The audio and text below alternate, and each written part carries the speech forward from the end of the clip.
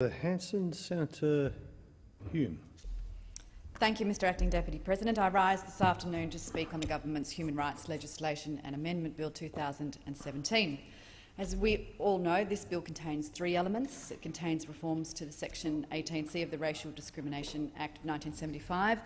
It amends the complaints handling processes of the Human Rights Commission under the Human Rights Commission Act of 1986. And it also makes minor amendments to the Australian Human Resources Commission Act, specifically sought by the Commission to enhance its operation and its efficiency. Let us first deal with the issue of amendments to the complaints handling process. These amendments give effect to the majority of recommendations of the Parliamentary Joint Committee on Human Rights in its report on freedom of speech in Australia, tabled in Parliament less than a month ago. The bill also amends the Australian Human Rights Act in line with the recommendations made by the Commission itself, and these will have the effect of reducing its regulatory and administrative burden, reforming reporting requirements and clarifying the Commission's conciliation process and governance arrangements. The Commission wanted and in fact requested these specific changes. These amendments will restore public confidence in the Commission's processes and thereby restore confidence in the Commission itself. They will bring certainty to both complainants and to respondents to complaints of unlawful discrimination, and they will ensure that all parties to a complaint are accorded procedural fairness. But, Mr Acting Deputy President, procedural amendments are clearly not enough. The language of Section 18C of the Racial Discrimination Act has lost all credibility. The government now seeks to replace that language to better reflect the intent of the legislation, to make the Racial Discrimination Act clearer, to make the Racial Discrimination Act stronger, and to make the Racial Discrimination Act fairer. The bill will amend the Racial Discrimination Act to redefine conduct prohibited by 18C to more accurately reflect and encompass the notion of racial vilification. It does this by removing the words offend, insult and humiliate and replacing those words with the word harass, making it a prohibited act to harass or intimidate anyone on the basis of race. The bill also introduces an objective standard that a reasonable member of the Australian community would judge that an act of harassment or intimidation validly occurs, rather than the standard of a hypothetical representative of a particular group. Mr Acting Deputy President, the Racial Discrimination Act of 1975 is a law that was developed with good intentions. It was developed to defend the vulnerable, to articulate the principles of a successful multicultural society, and to reflect our values of inclusion and acceptance. And they are values that we hold dear. Australia is arguably the most successful multicultural nation on this earth. We value not just tolerance, but acceptance, not just inclusion, but immersion. Our migrant heritage has allowed our great nation to flourish economically and culturally.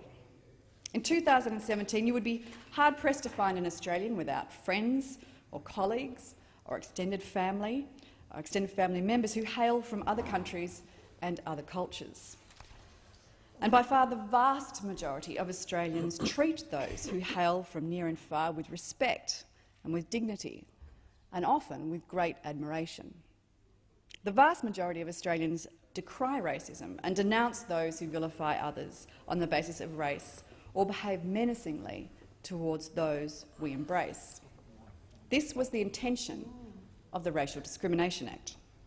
But what has become apparent is that the Racial Discrimination Act is a law that gave practical effect of making it unlawful to hurt people's feelings.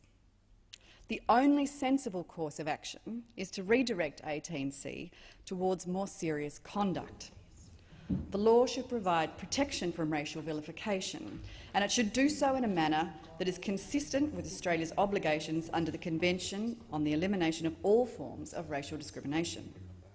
However, this protection needs to be consistent with the rights of freedom of speech, which is the cornerstone of a strong and healthy liberal democracy. Effective protection against racial vilification need not curtail freedom of speech. However, Section 18C in its current form potentially does so, and at the same time does not provide any extra protection from racial vilification. The amendments that have been proposed have a dual purpose. They provide stronger and clearer laws about what constitutes racial vilification, and they uphold the democratic principles of freedom of speech. Mr Acting Deputy President, strengthening the Racial Discrimination Act by removing the subjective terms offend, insult and intimidate and replacing them with the word harass has a dual effect. Removing the words addresses the disconnect between the ordinarily understood meaning of these terms and the way they have been judicially interpreted. And the concept of harass in Section 18C will be clarified in the bill to also include a single act. So it can include, for instance, a person who is verbally attacked on a bus, as Senator Hanson-Young expressed, purely on the basis of their race. That single act will constitute an act of harassment. Australia's legal community has made it very clear that the Act in its current form renders the law vulnerable to a High Court challenge, a concern that the Australian Law Reform Commission has clearly stated in its 2015 report. And I quote directly from that report, "The inclusion of the words offend and insult raises a possibility that the High Court, in an appropriate case, may read down the scope of Section 18C or find it invalid." But it is not just the Australian Law Reform Commission that has called for urgent reform to the Racial Discrimination Act. Countless others of varying political persuasions have been united in their concern over the ramifications of a law that limits free speech. Tony Morris QC was the barrister for two of the QUT students in the Pryor versus Queensland University Technology case. And Tony Morris said, and I'm going to quote again here, "For far too long, 18C's wording has misled complainants feeling entitled to object to the slightest insult or offence, and the QUT case is an example par excellence, and respondents imagining that they are liable for even the most trivial discourtesies." Now, 18C has been the only law in Australia, and perhaps the only law in the world, by which liability is determined exclusively from the standpoint of would-be victims.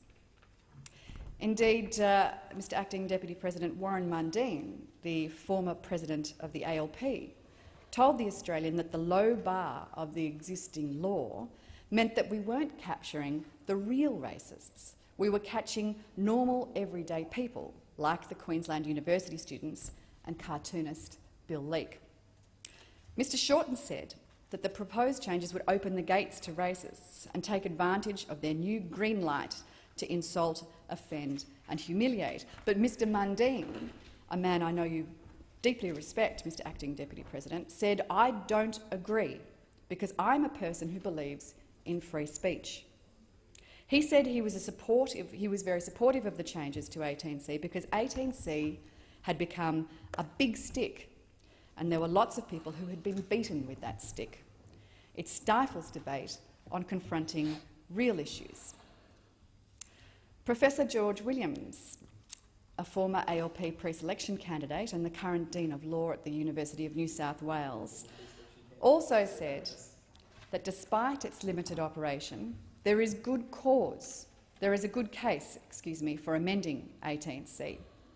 The law should prescribe extreme forms of speech, such as racial vilification and incitement to violence. Section 18C goes too far in applying to more minor forms of speech, and in particular, words that offend or insult. David Marr, I know, has been quoted in this chamber numerous times in this debate, and that is because he truly is a lion of the left. As a journalist for The Guardian, he wrote on March 15th this year that "I want offend and insult taken out of Section 18C of the Racial Discrimination Act. I don't think the law should engage at that level. But I can't see that this country would be a better, freer place if humiliate and intimidate went too."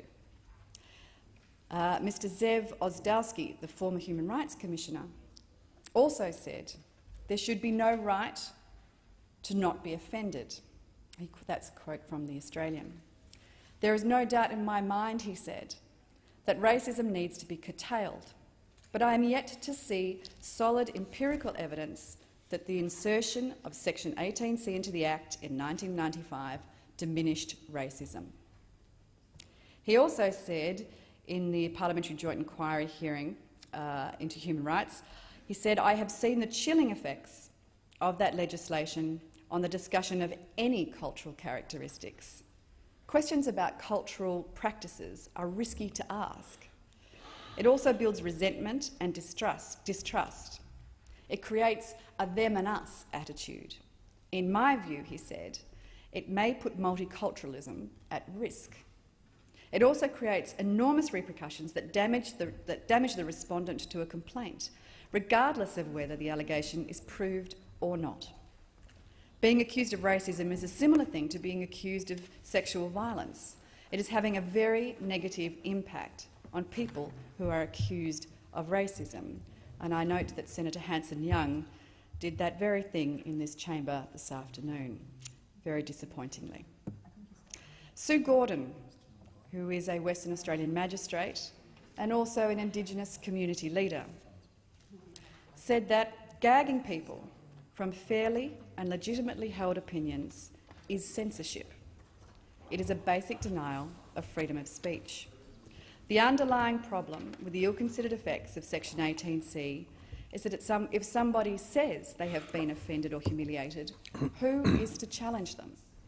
That is not what freedom of speech is. That's not what freedom of speech and the right to fairly voice your opinions is about. Clearly, Mr. Acting Deputy President, Section 18C is stopping, it's stymieing legitimate debate that is potentially useful, it's potentially healthy, and it's stopping that, not necessarily because the conduct would contravene Section 18C, but because of the fear of legal action and the untold reputational and financial and often personal damage that might ensue from that. Importantly, though, Mr. Acting Deputy President, what is the point of a law that doesn't do the exact thing that it was meant to do? What is the point of a law that doesn't capture those who genuinely vilify, who genuinely harass, who genuinely intimidate? Our current law, as it stands, 18C, is not capturing those who abuse and menace a stranger on a bus, as Senator Hanson-Young pointed out. Those people on a bus are no more protected by Section 18C now than they would be. They're certainly not protected by 18C now. And a woman on a bus that gets abused purely for wearing a niqab or purely for being of a particular race or a particular colour is not protected at all by 18C. The current law isn't capturing those who participated in the Cronulla riots or the anti-immigration protests in Melbourne or Sydney, wearing bandanas and anonymously menacing those of other races. Instead, Mr. Acting Deputy President, it's capturing students. It's denying those students who are doing nothing more than decry the unfairness of an Indigenous-only computer lab on social media. A very minor slight indeed. Instead, it captures cartoonists like Bill Leak, whose very role is to satirise. If there is one quote that I find the most compelling in this debate, the most chilling, it is the quote from the son of the late Bill Leak. In The Australian on the 22nd of March, Bill Leak's son said, "If the supporters of Section 18C of the Racial Discrimination Act, such as Bill Shorten and Tanya Plibersek, want to know what real vilification looks like, they need only to look at what happened to my dad and to our family. It was genuinely offensive, and it placed him under enormous stress." Can I also please quote to you Justice Ronald Sackville? Justice Ronald Sackville said during the joint parliamentary inquiry that Section 18C is far too wide in its reach. It places too much emphasis on the subjective responses of the targeted individual group as distinct from objective community standards. The legislation, including Section 180, contains a confusing mixture of objective and subjective standards that are not easy to justify by reference to a coherent set of policy objectives, and have produced judicial decisions that sometimes seem to be at odds with the statutory language. The courts have been driven to adopt curious criteria by which to test the effects of hate speech. For example, the impact of hate speech on a reasonable member of a particular vulnerable subgroup. The legislation should incorporate an objective test for determining whether hate speech is likely to have the prohibited effect, thus requiring the courts to have reference to the standards of a reasonable member of the community. And indeed, Mr Acting Deputy President, that's exactly what this bill prescribes, an objective of a reasonable standard of a reasonable member of the community at large. Can I quote too, please, Rabbi Chaim Ingram from New South Wales? The Rabbinical Council of New South Wales would have very much welcomed a free and frank discussion on why we feel that certain sections of the existing legislation are preventative of free speech, inasmuch as rabbis can't get up and make a pronouncement on certain moral issues that might insult someone. If rabbis are prevented from speaking on certain moral issues because of the Act, then it would be good to change that Act. And that was in the Australian Jewish News on the 10th of April in 2014. Mr Acting Deputy President, we are a nation of migrants. We are a proud nation of migrants, a proud nation and a mature nation, mature enough to hold free-thinking, free-speaking debates. We know what's right and we know what's wrong. The vast majority of Australians stand up for those who are vulnerable. We self-regulate our own behaviour and we lead by example.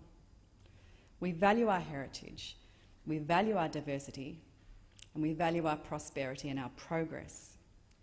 But, Mr Acting Deputy President, we are also a nation that values our freedoms, and freedom of speech is fundamental.